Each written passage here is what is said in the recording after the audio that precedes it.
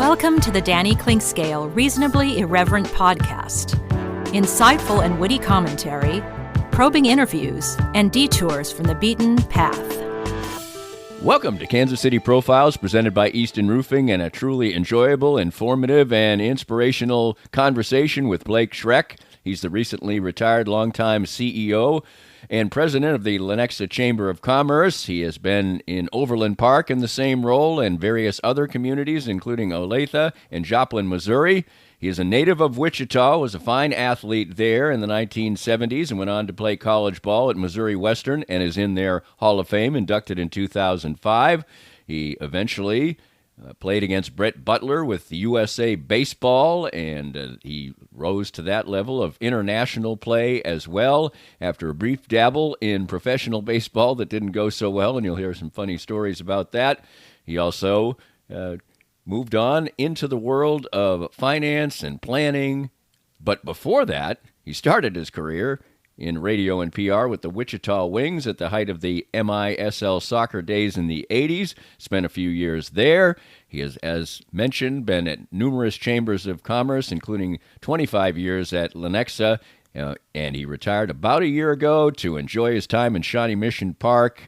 He has had a great family life, enjoyable times, worked in the Bi-State Stadium vote, and has basically been involved intrinsically in all of the amazing things that have gone on in the Kansas City area, both downtown and out in the suburbs, for years and years now. It is a story of Kansas City. It is a story of Wichita. It is a story of youth sports. It's a lot of stories, and the stories come next in a truly enjoyable conversation with Blake Schrek. He is our Kansas City Profile, presented by Easton Roofing. More of Danny's Reasonably Irreverent podcast after this. Did you experience hail damage last year and never got the work done?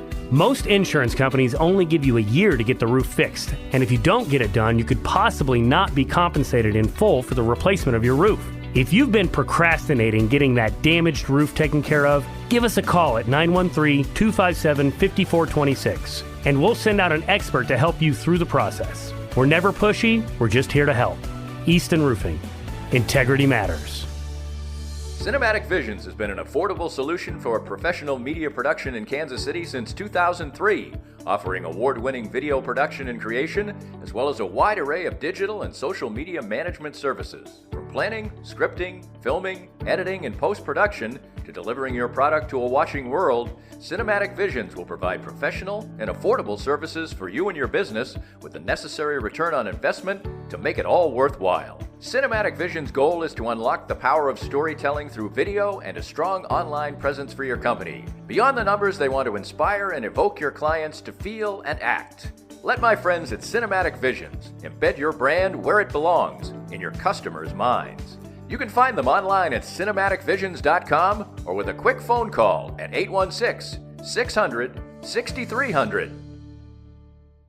If you'd like to join these and other fine sponsors and market your business to Kansas City's #1 variety podcast, contact us at danny@dannyclinkscale.com.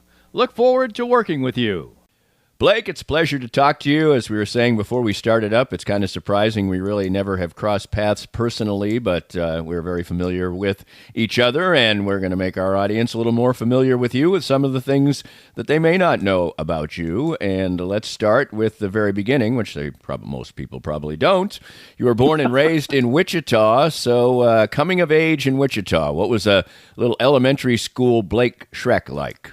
Oh, my gosh. Well, first of all, Danny, thank you for having me on. It's an honor. And, oh, my gosh, back to Wichita, early Wichita days. I had, an idyllic childhood, really. Great mom and dad. Just leave it to Beaver, straight down the line. Right.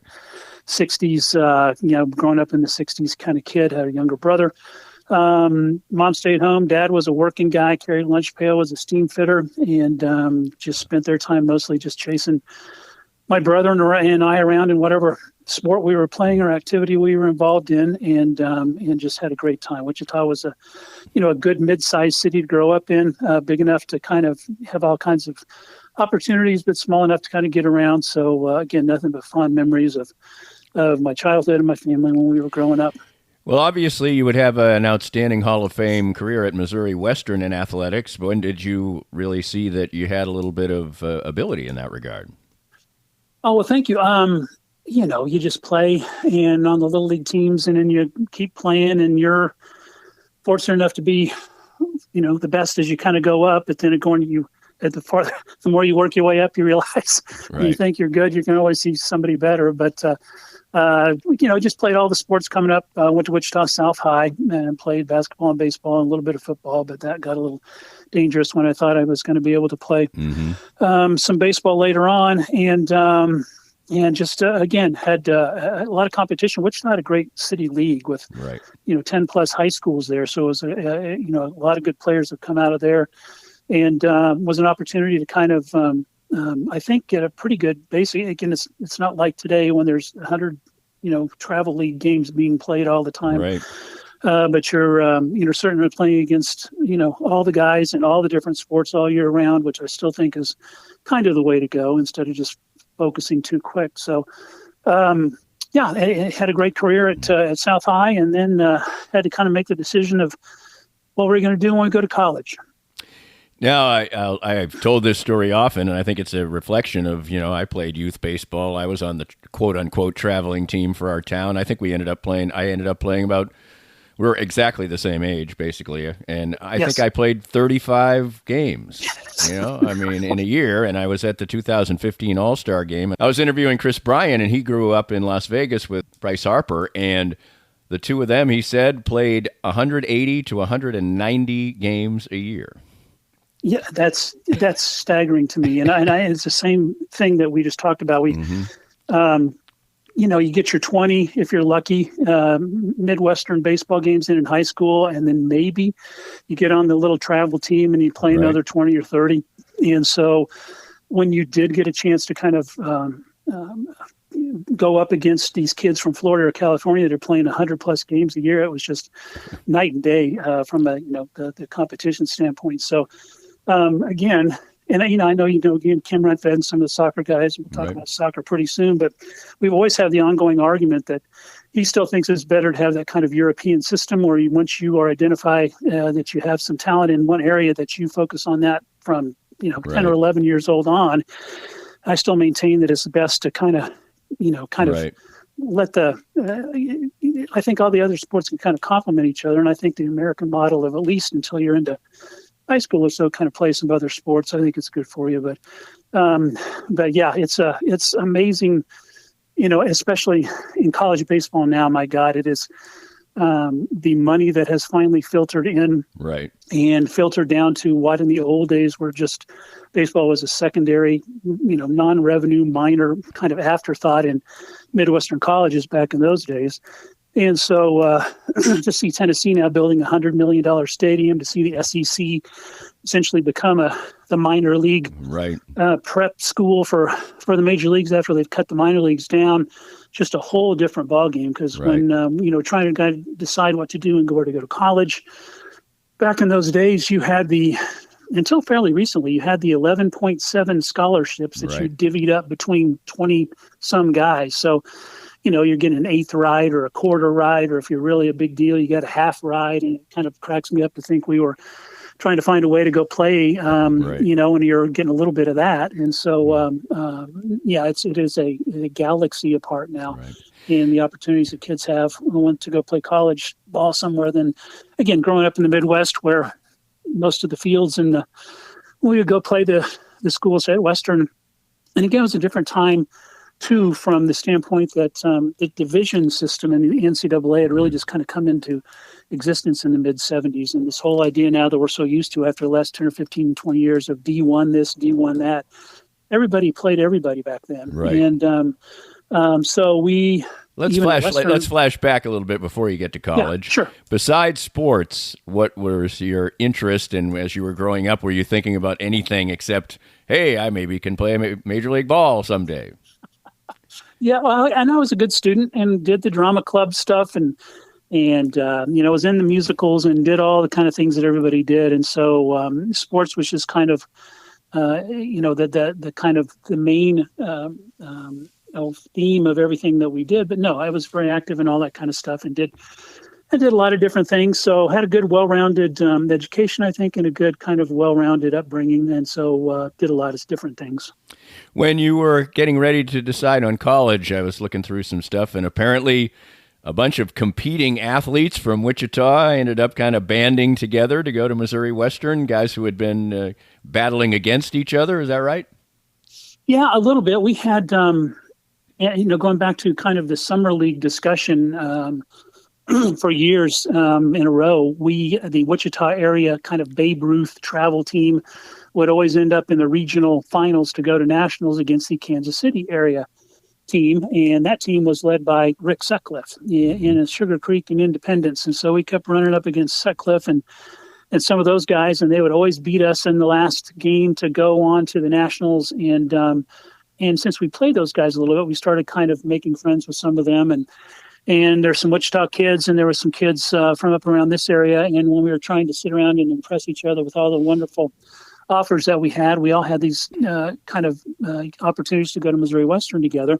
So we decided I think there's about 6 of us, decided that we would go up there together. And again, I got to play basketball up there too, which helped on they actually had more money than than baseball. So Dad was really happy about that. And so kind of cobbled together a scholarship up there, and just had a great time with a lot of guys that were basically all of our buddies were, we banded together, and they're still friends to this day. Still, I had a great experience there. Tell me a little bit about your basketball. Oh, basketball was just kind of the fun thing to do to keep in shape, so I didn't have to run stairs in the winter with the other baseball players. And so I was just a baseball player playing basketball. But again, it was fun. We had some great adventures. We played a guy by the name of Larry Bird. We played at Indiana State, and we had that was back again, obviously before social media, when everybody just read the box scores and the agate, in the newspaper to find out what was going on, and heard about this guy named Bird that was scoring 30 some points a game, and had no idea what he looked like, had no idea what was going on. So we show up to Terre Haute, and we ask which one's Bird, and they point out this goofy looking guy, and our 6'7" all-conference forward says, "Don't worry, I'll handle him." And we're playing, and they tip off, and our guy kind of gets up on him, and Bird kind of leans up against him, hooks him, takes 2 steps and dunks, and the place goes crazy. And so I thought, oh my God! And he lit us up for, I think we combined for like 38. He had 36, and I had 2. And so we got to see Larry Bird, and again, we didn't realize what we were seeing at the time, but in later years, that has gotten me many a beer paid for, telling all the Larry Bird stories and everything that we've had. So basketball was fun. I got to take some good trips and see some great players, but that was just a way to kind of avoid winter conditioning and be in good shape when baseball season came. What was the adjustment from high school baseball for you? That was obviously your main sport, although you played basketball, so obviously very good as well. Yeah, baseball was, it really wasn't that hard. I mean, it was really, I started as a freshman, started all 4 years, and where'd you play? Up as beg pardon? Well, what position did you play? I came up as a third baseman, and was told immediately when I got there that they had some great third baseman, and I was never going to see the field. And so I thought, okay. Kind of went through the whole fall ball thing and was playing pretty well. And the shortstop they had was pegged in, was flunked out halfway through the year. And so the coach came up to me and told me I was the shortstop starting the season. I'd never played the position before in my life. Wow. And so I proceeded to have 36 errors in 62 games in the first season of my college career. I think the first ball that was hit to me in a real game, we were playing Iowa State, and it was a nice 2-hopper, and I came in and scooped it all nice, and I fired that thing 10 feet over the first baseman's head and rattled around in the brick dugout, and our coach had to dive, and I heard him cussing as he hit the floor, and I thought, oh my God, this is horrible. So, but played shortstop, and by the last couple of years of school, I had kind of figured that out and was playing a lot better. So, it really wasn't that bad. And as I talked about, we all the Midwestern schools at that time were kind of in the same boat. You kind of beat around and you played KU and K-State, Mizzou, and Iowa State, and Nebraska, and then you